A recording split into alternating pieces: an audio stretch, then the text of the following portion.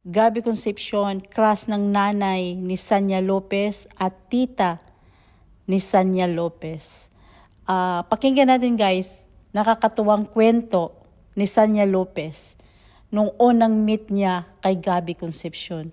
Although parang anak lang ni Gabby Concepcion si Sanya Lopez, pero dahil sikat na sikat si Gabby Concepcion at crush na crush ng nanay ni Sanya Lopez, kaya kilala niya. Pakinggan natin guys. Of course, Mr. Gabby Concepcion yan. Kilala naman talaga halos ng lahat. Sobrang kilala ko siya kasi crush siya ng lahat. Crush siya ng mommy ko, crush siya ng... Kaya ngayon yung mommy ko kilig na kilig eh. Crush siya ng mommy ko, crush siya ng lahat.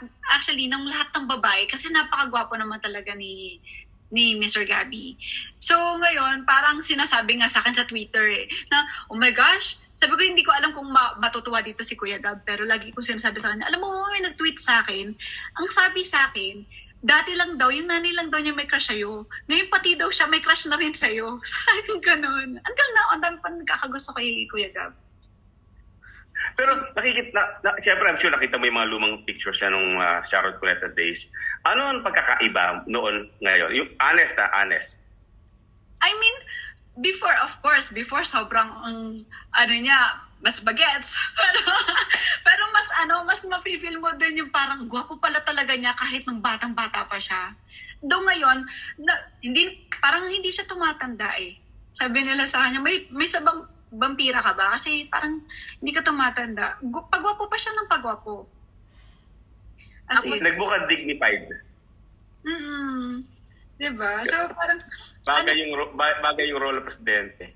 Bagay na yung role ng presidente. Yun.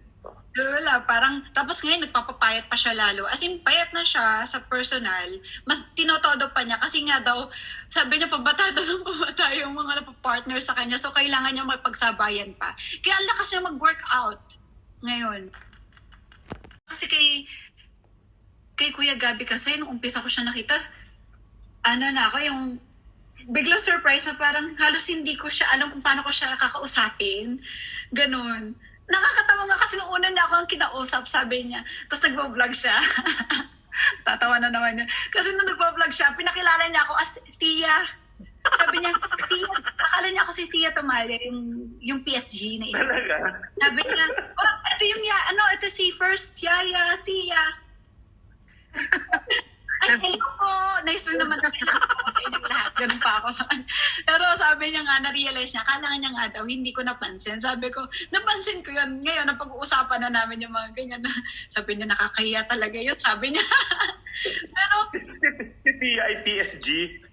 Yung PSG, yung si Val, yung girl na medyo mukhang foreign. Kasi nga, di ba si ano nga yun? PSG nga, di ba si Tia Tomalia? Yes.